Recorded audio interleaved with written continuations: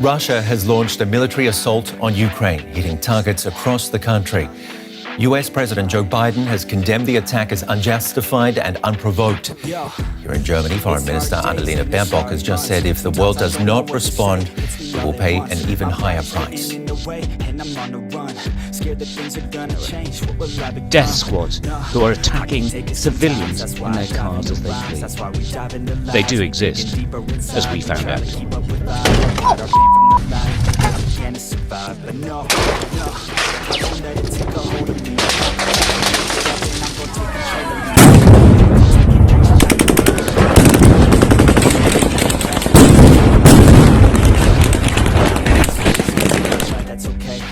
Life every day, I'm 25, still the same. When I was 9, thought okay, I'll figure it out one day. Get peace of mind, I'll be safe. If our time is ours to waste, to leave behind a better place, then I need nothing more than life with you. And if I was the one to stay, would you still spend this time with me? When I go, I want nothing else but you. Yo, they say to be where your feet are. I just listen to the beat, try to restart. I just listen to the beat like it's your heart. So far, I can't seem to let down my own guard. Yeah, I'm defensive for a reason, hiding all my demons, affected by the seasons. Sometimes I just feel like leaving. I'm sick of all these feelings, I'm sick of always dealing.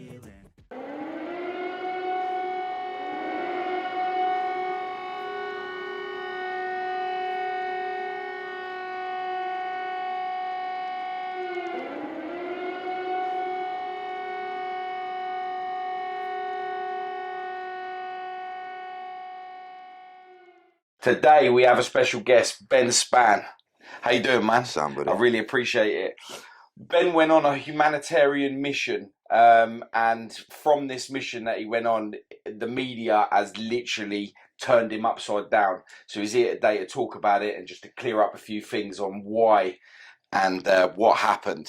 So Ben, Dan, tell me about this. What happened? You went to the shop for some. You went to the shop and just didn't come home. Yeah, so I made the decision that I was going to be going to Ukraine, and the intentions was to go out and help the refugees crossing the border. Basically, that's what I had in my mind. But the reality of that was when you got to the border, it was quite manic. They were all Polish speaking, weren't speaking much English, and it kind of felt as if I was going to be more of a burden there. This is what I came across as I was doing some research actually on the plane. So I left it till the last minute to actually do this research, which was pretty foolish probably in one way, I suppose. Yeah, so you just woke up one day. I know that you do a lot for a lot of people within your community and stuff, trying to help them with your charity and stuff. So like, what you do? Just wake up one day and just be like, do you know what? I need to go over and help them in a humanitarian way, like not what you've been told or what the media has let you to believe that you've gone over there for, to shoot Russian soldiers and stuff. You actually went over to help the refugees get across to Poland, right? That was my initial thought. So I did. I woke up. I was watching it a lot on YouTube and on the live streams that they were doing. So I was constantly watching it, what was going on. And to me, it was seeing the mums and the kids. I'm a parent. I've got nieces, nephews, you know. So to me, watching them kids travelling across the border with their parents, walking miles and miles. 1 minute they were at home, at school, going to work, doing everyday things. Next minute they're fleeing for their lives because of some lunatic. And it pulled on my heartstrings a little bit, and it reminded me of what I'm trying to do at home with the Knife Campaign group, which was help kids. That was the reasons behind why I wanted to go. So your main initiative is just to make sure that you land over by the border, just to help these young kids cross to a safer location. That was my initial thought. But so I'm only a normal human being. So I got on the plane, and once I was on the plane and I was heading over there, I had the worry of the unknown. You know, I didn't know what I was going to, and I started getting doubts in my mind about what I was actually going to do, how I was going to do it, whether it was a good idea going. So I ended up. So when I got to the airport, I'll start from the airport bit, and then I can explain. So when I got to the airport, I bumped into a BBC reporter. He was a Persian BBC reporter, and he was going to the same place as where I was, to the border. And he actually said to me that realistically, there's not a lot you can do for the refugees. If you can't keep going over the border and back again, there's a massive process of getting back across from the border. He says there's going to be a language problem, etc. So this is where it sort of I started reevaluating what I was doing. But he decided that we were gonna go team up and go together. So whatever we were going to do, we are going to do it together. We boarded the plane, and the plane was full apart from two seats next to me in the row opposite. So I was thinking to myself, "Oh, bonus! I'm going to get to lie down here, blah de blah." Next thing, the last people to get on were these four guys that came and filled these seats, and it turned out they were British soldiers, ex-British soldiers that had just come back from Iraq 2 days prior. They quit their jobs basically to come over to Ukraine. So I was sat talking to them. To do the same thing as what you were doing, or to go and fight? They were going to fight. They were going to fight. Yeah. So that must have been daunting for you in the first place. Like, you're now sitting with a load of people that were going over there to do the opposite to what you was going over there for. Well, it was quite a weird thing. I mean, I believe in fate and things like that. It's a strange thing to say, but there was a reason why they were sat next to me. That's what was going through my mind. It was like his name was Ben, the same as me, you know, and we had the same end goal basically. They were going over for exactly the same reasons that what I was sick of seeing and hearing about the women getting raped and everything else, and the kids being put through what they're being put through war. So their reasons were the same as mine. Although they were going to fight, I was going more to try and help out. I got talking to this guy next to me, and he said to me, "Look, I don't think it's a wise idea. You trying to do this on your own, what you're trying to achieve." He says, "Fair play to you, you've got bollocks for coming over on your own, and I respect you for sitting there, but," he says, "I really don't think that you should be doing that." So we started talking, and the more we were talking, the more I was like being convinced that maybe it's not a good idea to venture it over there on my own, you know. Yeah, a bit late when you're on the plane. Like, you can't just be like, "I'm going to get off at the next stop, mate," you know. Well, no, but what he was aiming at towards was come along with us, basically. Yeah. At least you've got some English speaking people, so there's no language barrier. He said, "And you'll have the protection of us. We'll teach you how to protect yourself if we're under attack. We'll teach you how to retreat and fall back. We'll teach you the things that you need to know to stay safe."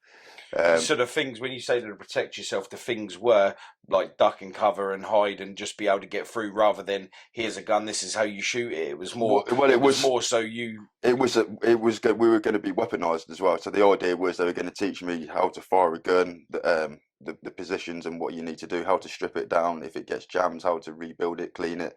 So they were going to teach me them basic things to help me protect myself.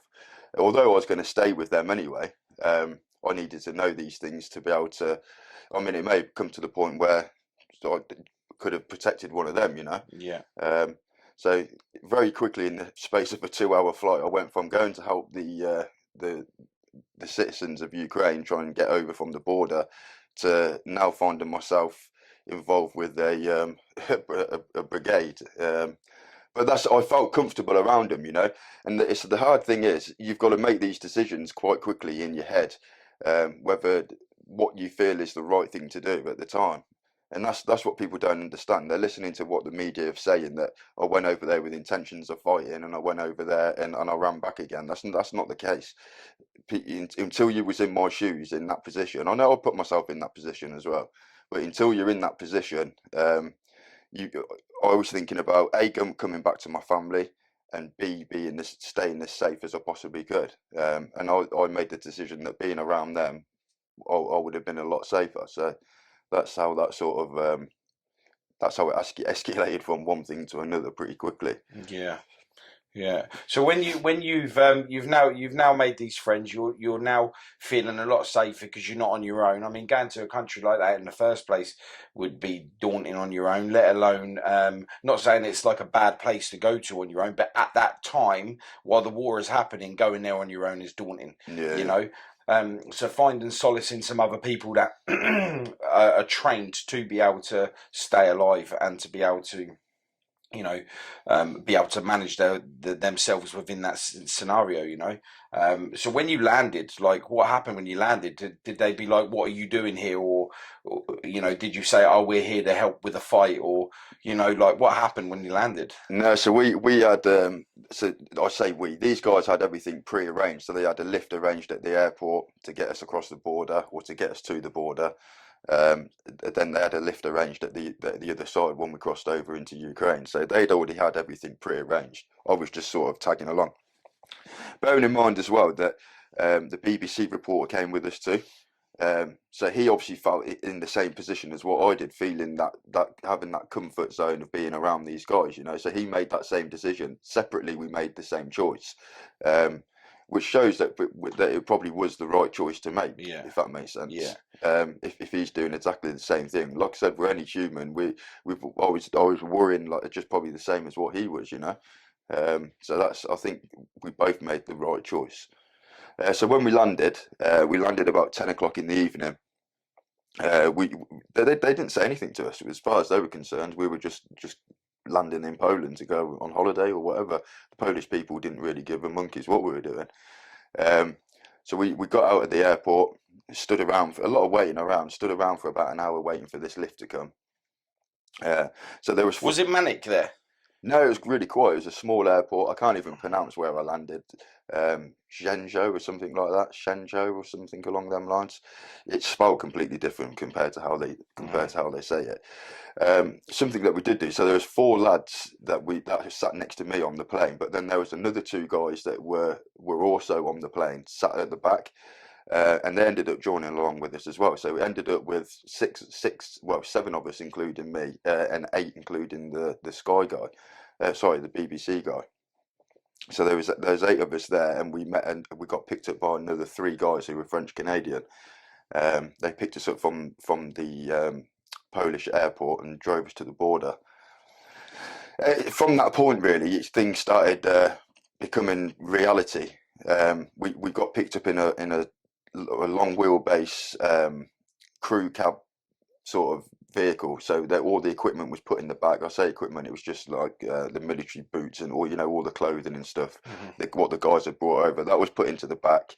There was only enough seats for in the front, so there was 3 in the front, 4 in the back, and the rest were actually in the with the equipment in the back. And we ended up getting pulled over by the Polish police. That was the first scenario, and we were sat there for ages thinking, "Oh, fucking hell, what's going on?" You know. If it wasn't for the BBC reporter getting out and saying, "Look, I'm filming you. This is going live," that they actually sped everything up and backtracked everything. They checked the back of the vehicle, seen that there was loads of guys in the back. We thought that we were going to end up having to get another vehicle to take us, but once the BBC man said about recording them and they were going live, things quickly de-escalated and they let us go. They don't want to be seen being no. So he bad got on out, screen. and when he got out the vehicle, I was thinking, oh bloody hell, because he's Iranian. I didn't know what his plan was or anything, but it worked anyway. Whatever he done, it was it solved the problem. So he got us off with that situation. So that was it. Then once we left from being pulled over, we were on our way to the border. We got there. It was probably 12 o'clock when we got there, I should think. Went to quite a few different checkpoints. Certain checkpoints you could only drive across. The guys that took us there were Polish, and they didn't want to go across to get stuck in the traffic coming back through, because it's a massive wait to get back across. So they dropped us off right as close to the border as they can. I think we went to 4 different checkpoints until we got to one that we could actually walk across. Most of them you can only drive. Oh, right, yeah. So this was a pedestrian one. So dropped us off about midnight. We ended up having to carry all the equipment over the border. That was quite a long process. I think we found ourselves actually the other side about 1:30 in the morning. Wow. -6 degrees, snowing. That was another reality check for me, because I don't like the cold as it is, you know. -6 and snowing and everything. I was thinking, oh man, this isn't good. Did you find it easier to cross the border? Yeah, it was. There's no problems. I mean, they asked us a few times what we were doing and what the plans were. And everywhere you went in Ukraine, that you had to show your passport constantly. They were taking photos of the passports. So the Ukrainian government knew we were in there. Yeah, so it didn't take us. I think by the time because we walked across, it was a lot easier. It's just a case of going through a few checkpoints, and they stamp your passport. And by 2 o'clock ish, we were. Well, 1:30ish, 2 o'clock. In the morning, we were over the other side. Did it feel like you was entering a war zone when you'd got to the border? Yeah, when you got to the other side, it was just full of military, mate. There was we're just walking around with our AKs and whatever else, and you saw the refugees. I've got a few videos. You saw the refugees still at 2 o'clock in the morning, mums and kids still walking and going through. So that was the reality and the eye opener for me, you know. Yeah, was that all like just like that? It was like, wow, this is like real. You've gone from watching it on TV to landing, like carrying all your stock across. Poland seemed pretty calm, seemed pretty nice. As soon as you get across the border, you've got people fleeing. Yeah, that's exactly what it was. And walking around with like machine guns, and you're just like, I'm willingly going into this. And you're going to put yourself on the line. Like, you have a family and that, like here in the UK, you have a lot of people that depend on you with your charity and stuff, and you put all that on the line to go over there for people that were just walking past you, like you was like what are you doing here? Do you know what I mean? Yeah, that must have been really surreal. Yeah, it was a bizarre moment, and it was one of them things where I had to sort of mentally block out a lot of stuff. I was there, I'd made that decision.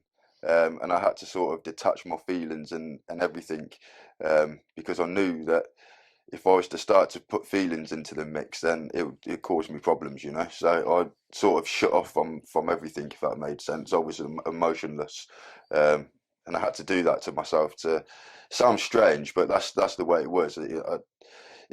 Fear and everything went out the window once I got across there. That was reality, That was I made that decision to go over there, and that was what I had to. That was my coping mechanism. So, and it was a selfish thing to do in that respect, because obviously people were at home worrying once they found out where I was, because I didn't tell them that I was going across the border. I told them that I was staying at the border to help the refugees, etc. But like I said, that was my intention when I left. When I left the house and said bye to my wife and my kid, that was my intentions. It wasn't until I was sat on the plane that all of that sort of changed, and that was me trying to. I don't know. It was just that was the situation I was in at the time, if that makes sense. Mm-hmm. So, yeah, crossing the border, we had to more waiting around, and we got loaded onto another bus. Ended up in a safe house. Got into our destination in Ukraine about 5 o'clock in the morning. I can't say names of places and stuff like that, because there's still people on the ground, and this area is still being used for people coming in. So I can't say too much information about where we was, etc. Because it's still an ongoing place that's being used. So I need to be a little bit careful. And these guys are still on the ground in Ukraine. Yeah, of as course. well. And like, if anyone did find out, that would be the end for them. Yeah. So, I don't want to put anyone at for risk. A reason, right? I don't want to put these guys in jeopardy for what they're doing. So I've got to clear that up. So what was you witnessing when you was there? Like, did you see the planes going over, the bombs dropping? Like, was there like what that you see on the TV where there was that famous picture that someone took of a lady and she was just staring at the camera after a bomb had just dropped and she had blood? Like, do you know what I mean? Like, was it like that? Because we're here in the UK and we're looking at the front of the newspapers and we're looking at everything that's happening, and we're thinking, oh my God, this is going to be it. We're going to war. Like, when you get over there, is it like that? Is it like exactly what you see on the TV, or is it? No, not where we were going. So we wasn't anywhere near like Kiev. We were in an area that was pretty dangerous, but our safe house was pretty safe. It was in an area that hadn't been attacked at the moment, so we were quite lucky in that respect. It was an eerie feeling when you got over. You knew that it was like a weird feeling when you got over there. The reality of it to me was when we were driving, when we loaded ourselves onto the coach and we were driving, and we came across the first checkpoint. I don't know what they call them, cross pieces of metal that they had, or basically to stop the tanks from going in. Yeah. I don't know what they're called, but the checkpoint was the reality to it, and the people standing. And these checkpoints were all along the road, so every couple of miles, so you had to go. They made you drive around like a bit of an S, like a zigzag, and then they had just men at different points, just checking what you was doing basically. So just asking the driver where you're going, what you're doing, making sure, I suppose, that you're Ukrainian or you're there for the right reasons. So that was the initial. Obviously, seeing the kids crossing over at the border or trying to get across, that was an eye opener. And another eye opener was these checkpoints that were dotted all over the place. I mean, one thing I did learn is that the Ukrainian roads are horrendous. If we moan about our roads over here, but fucking hell, they were big dips out of them. It was mental. I don't know whether that had been done on purpose, to try and prevent any military vehicles to cause them problems going across. That'd be a good idea if it was. I don't know. That's the only thing that I could cross my mind. But I tried to go to sleep on the coach, and I woke up nearly with concussion. The way I was whacking my head off the thing because the roads were that bad. It was. Yeah. So did you get over there? Did you get weaponized? Did you get the training that you thought that you was going to get? Or, did they just throw you in a house and just leave you to it until they call on you? And yeah, so this is part of the story, and one of the reasons why I turned around to come back. So I was promised that I was going to get the training. We're going to be weaponized. So day one was when we arrived at 5:30 in the morning. We woke up the next day with no intentions of going or doing a lot. It was just a case of these guys getting all their kit prepared and getting things sorted out. Day three was when we were told that we were going to be getting the weapons and all this stuff was. Bearing in mind, day two, right, they were running through things with scenarios with me. Never turn your back when you're under fire. They were just explaining hand signals if we were going to be doing something, and they were explaining me what they was about stopping, moving, and all the rest of it. So they were constantly I was constantly learning whilst I was there, teaching me about the Russians and the Chechens. If a Russian comes to you with his hands up and he's surrendering, then against the Geneva Convention, I think it is, we're not allowed to shoot them. But if it was a Chechen, then apparently we were meant to shoot them. That's what I got told. So that was another bit of a reality thing, when someone's telling you you've got to shoot someone, it's just like, I was an electrician a couple of days ago, changing light bulbs, and now I'm in this scenario. It was really pretty bizarre.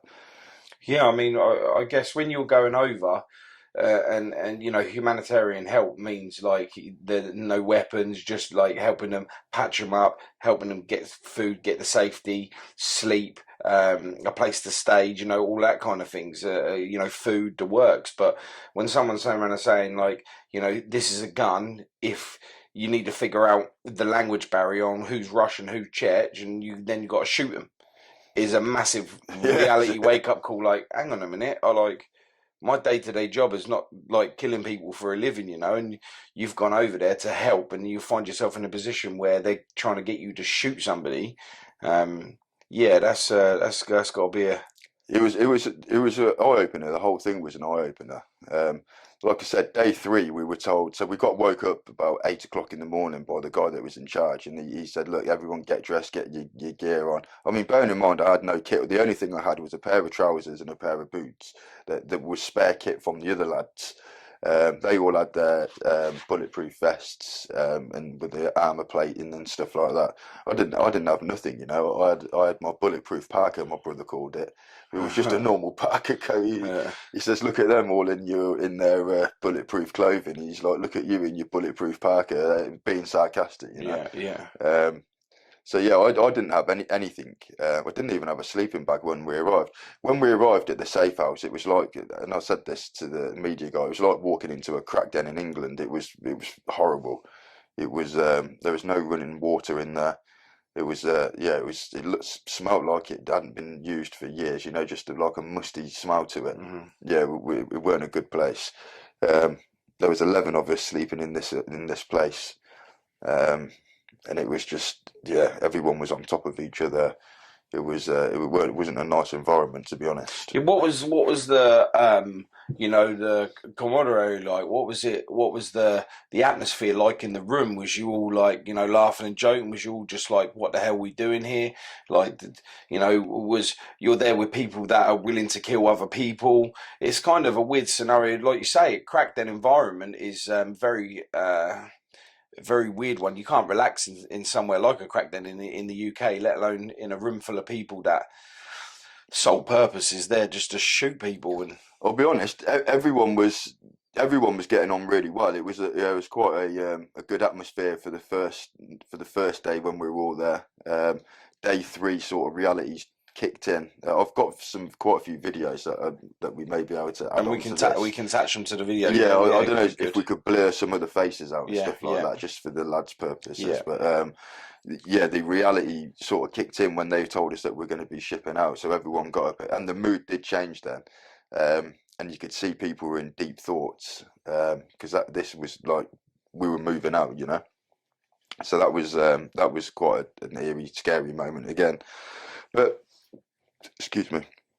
We're waiting for a coach that never arrived. We're waiting to go to get some weapons that never materialised either. Day 3, we ended up going out to get some bits in the morning, just general snacks and stuff. Got back, sat waiting for a coach for a couple of hours that never turned up. Next thing, there was a knock at the door, a really stern knock at the door. One of the guys went to open it, and that was the Ukrainian SWAT team that we figured out in the end. That's who it was. But at first, we didn't know who it was. All I had in my head, because I was explained about the Chechens wore black and stuff like that. These guys in black military uniforms, masks on, helmets on, come steaming through the door, and I had a gun stuck in my head. We all did. All I sat there thinking was, shit, here's the Chechens. That was my initial thing, there was no language. I didn't understand Ukrainian, Russian, or anything, so I couldn't figure out what was going on. In my head, that's what I was thinking. Shit, it's the Chechens. The poor guy that opened the door, he got shoved with 2 ballistic shields from one side of the room to the other, pinned up against the wall. And then 10 of these soldiers came in, or the Ukrainian SWAT team. They're police, aren't they? The SWAT, basically, that's what they were. They were police officers, but highly trained. So they came and started stripping the place, and they were shouting and whatever else. Why did they come to your door? I can only assume that because we'd gone out to get bits and everyone was in military uniform. Somewhere along the lines, I mean, there was even soldiers, Ukrainian soldiers, that were just walking up and down the streets and stuff. I can only assume that someone had reported us as being there, and that was the reasons behind it. So you've almost had your location given up by the people that you were there to fight for. Yeah. They've turned up to your flat where you've got 11 guys. Yeah, 11 There's 11 of you in this flat. And I remember you saying to me when we talked about this before that all the doors opened outwards and not inwards, so they couldn't kick them in. So, they've knocked on the door. One of your guys has opened the door. They've barged their way in with ballistic shields, pushed your guy through into the room that you're in. Yeah, pinned him up against the wall, yeah. Pinned him up against the wall, and they are pointing machine guns at your heads and telling you all to get on the floor. Yeah, they just wanted their hands on our heads, that's all it was. So I started off with my hands in the air, and after about 10-15 minutes of having up there, I thought, fucking hell, they're really starting to ache. So I just put them on my head. And that's what we found. Everyone was stood, but we were all looking at each other just thinking, what the hell's going on here, man? This is quite surreal. And are they like obviously shouting in their language would be like hands in the air, like don't move? Was it like full on like what you'd see where they're just screaming at you and you're just like, what the hell's... Yeah, that's exactly what for the first couple of minutes, that's what it was like. They were all shouting and screaming, and we didn't know what they were saying. They didn't know what language we spoke, so it was like they came in with the intentions of using them guns. They all had their safeties off.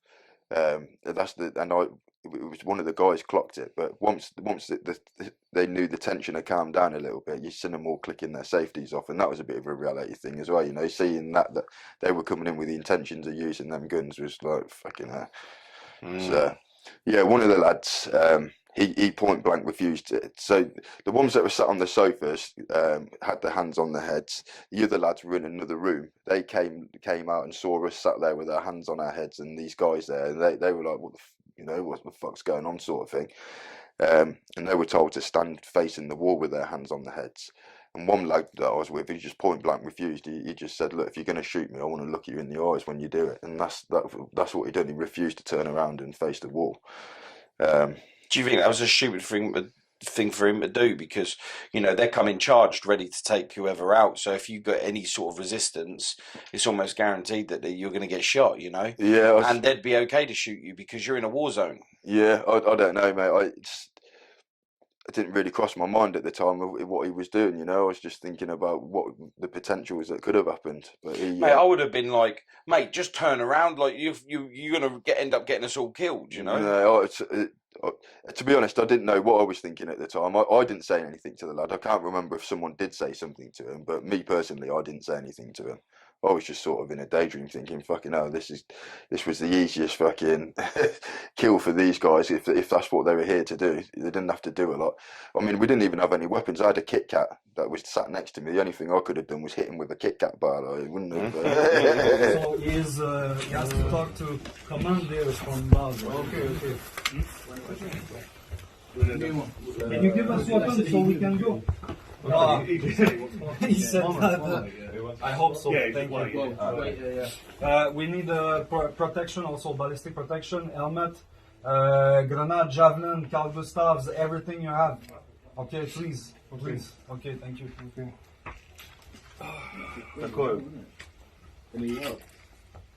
There are more coming from us. We have multiple waves. Probably 50 people will be coming as soon as we have weapons and we're going to Marganet. So, I hope it's not another guard who will pay you. He wants to see passport? He's going to go with one by one, mate. Yeah. Just wait. Karen's. Yeah, Karen's there. There's that old lady, yeah. Fucking hell. Probably talking to her for all this too. This is the start. I'm waiting for Taras because Taras censored them. Right. Start. Yeah.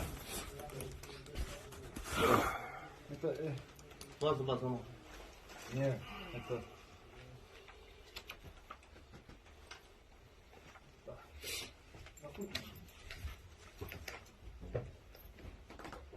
Алло, добрий день. Тут хлопці ваш номер телефона мають. Ми з поліції. Добре, давайте чекаємо чи до вас. Окей. Okay, we're good. We're good. Where can we get weapons? Please, authorization. We have to go. Okay, thank you. I'm not going to lie, mate. Thanks for that for what? Yes! Fucking hell, mate. Before Chechen, maybe. That's all of it. Yeah, so it was pretty mad. That was a pretty mad moment. So after it all settled down and that lot, and they realised why you was there, you know, did you turn around and say to them, like, look, I'm not here for the same reason why these are here. I'm here because these are giving me training. I'm here to help, you know, try and get some of these families to safety, you know? No, so there was a guy in charge of us. He was the one that done all the talking. No one else really said anything. It was just left down to him. He spoke a little bit of Ukrainian, so he was the one that was doing the talking to these guys.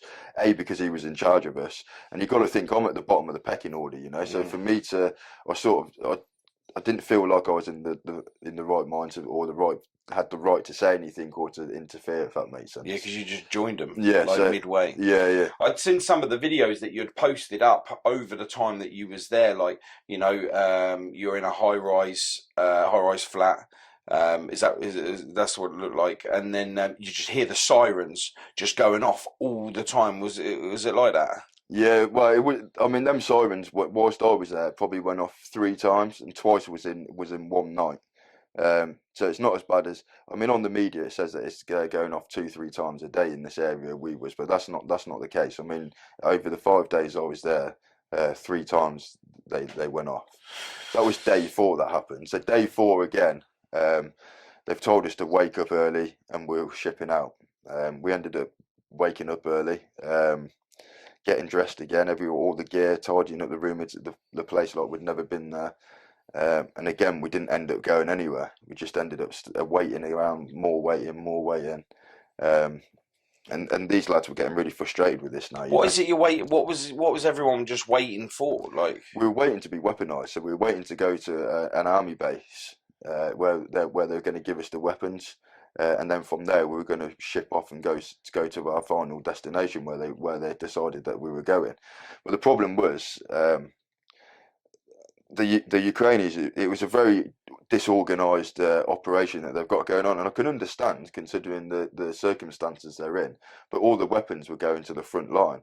They weren't in the position to be given us spare guns, yeah, just to pass. That's what it seems. That's the kind of the impression that I got. Again, I was at the bottom of the pecking order, so I wasn't really told anything in that respect. But from what I can gather, all of the weapons were going straight to the front line.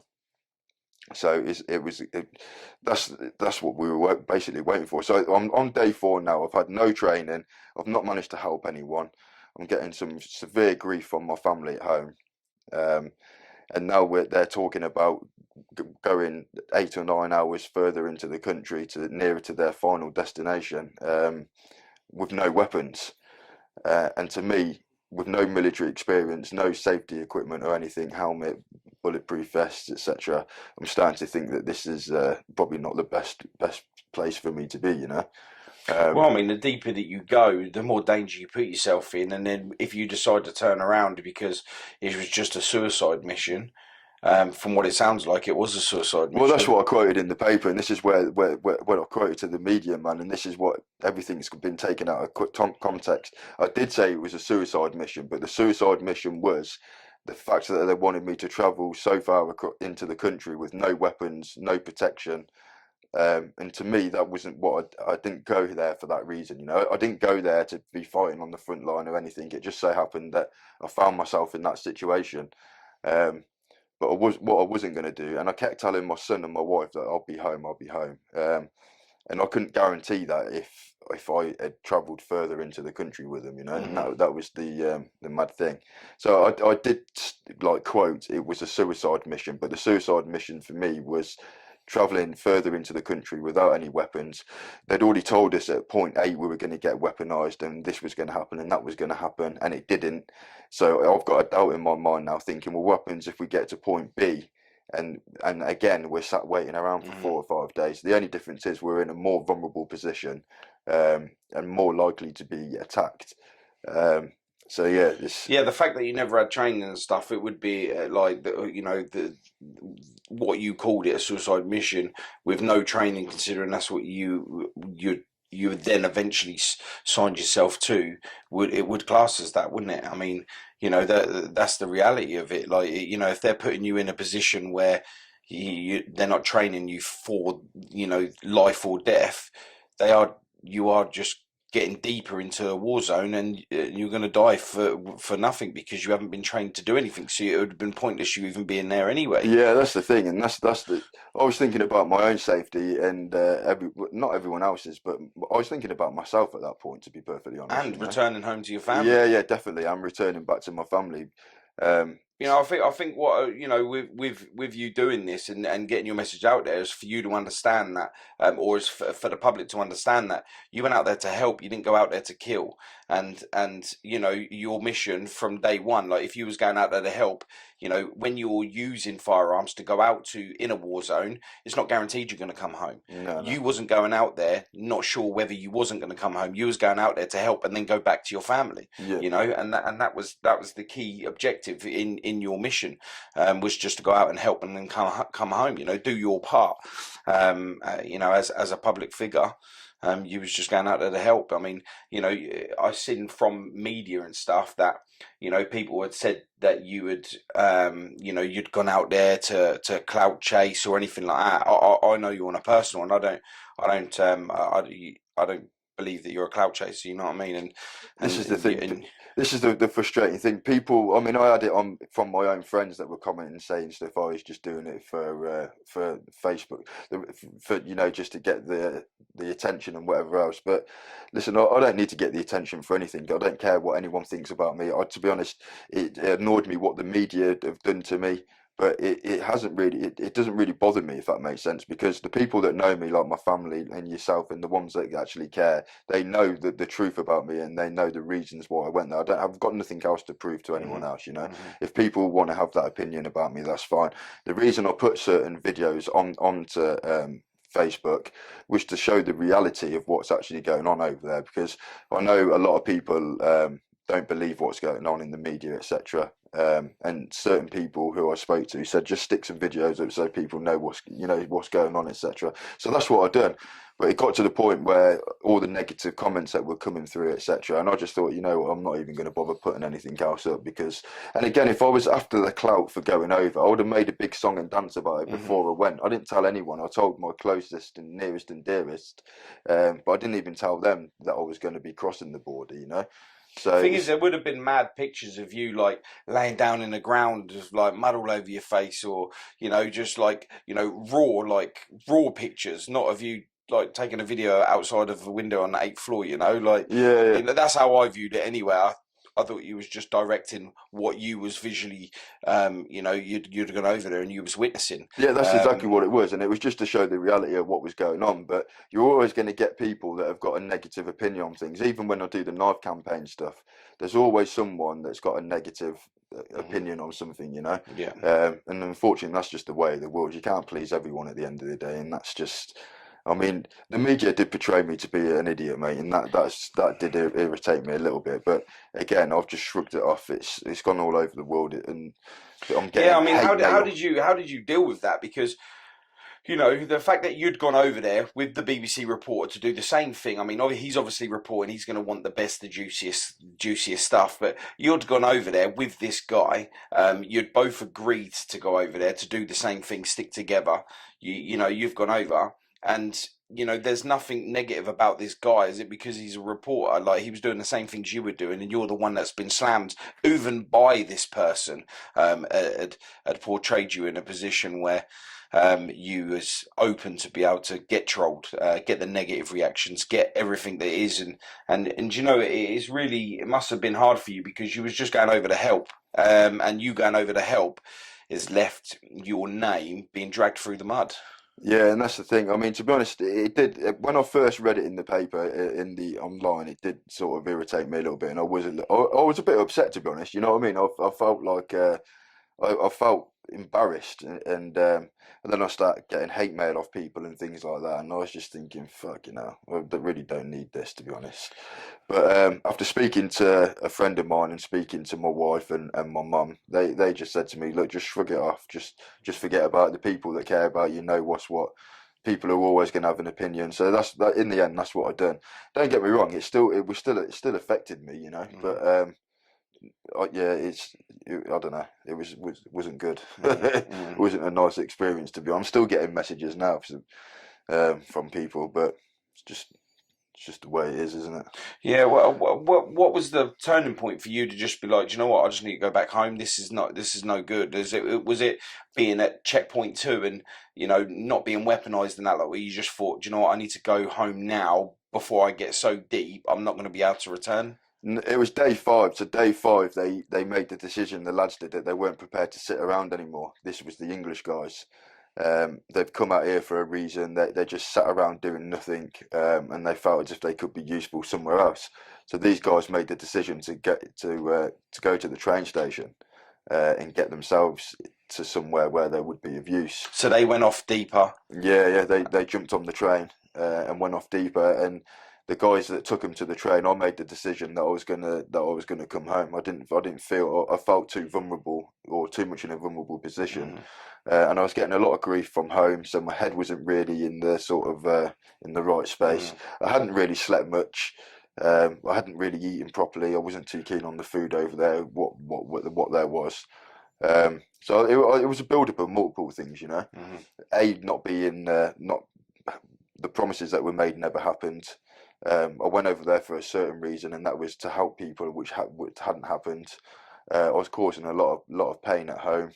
They were moving further into the country without any weapons, etc. So it was just a build-up of a lot of things, but I felt it was the right decision to leave, and that's what I did. Yeah, and you know what?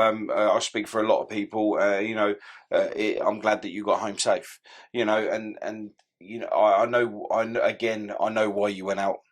To help you. You've got a big heart, and I hope people can see past all of the hate comments and not jump on board with that, because what people need to realise is it takes someone real to get off the sofa and go and do what they say they're going to do, especially in a country that needs the help. And the fact that you left your family and your home comforts to go over to a country where alone, to help.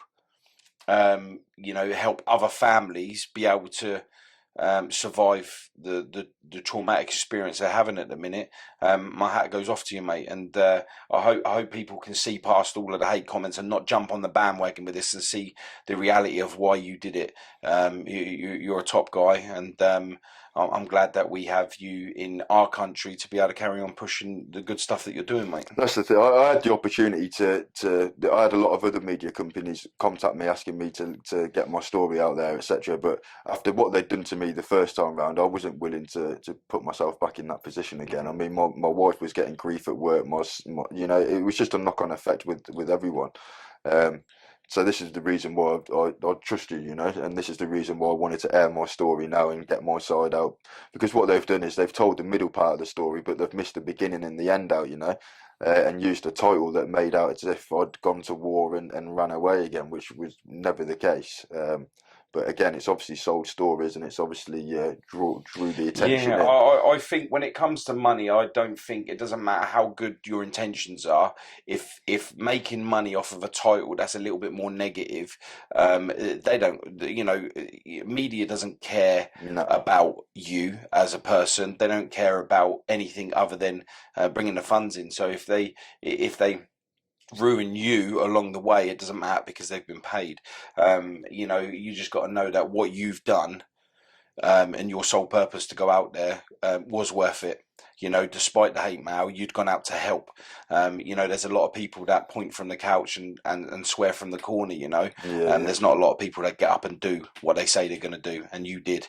And I'm glad to have you as a friend, and I'm glad that we managed to do this today. No, top man.